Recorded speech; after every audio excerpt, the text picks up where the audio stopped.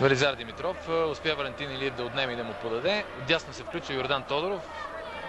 Няма подкрепа обаче Данчо Тодоров. Само Гийом е в наказателното поле. Успя да се измъти удар на Гийом. След това намеса. Гол! ЦСКА се връща в матча. Велизар Димитров намалява резултата в 84-та минута. Ето това е вече нещо. Ето това е вече нещо, на което трябва да се зарадваме.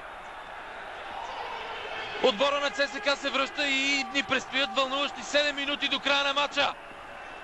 Добрата игра на Гийом, той изработи този гол. Удара на Гийом, Върмил се избива и след това Велизар Димитров вкарва първия гол за ЦСКА. Монако води с 2-1 и имаме 7 минути.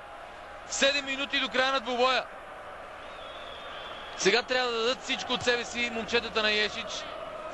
Последните си силици, които са им останали, за да ни зарадват. 2-0 за Хамбургер все още срещу Славия Прага. Трябва да търсим равенството.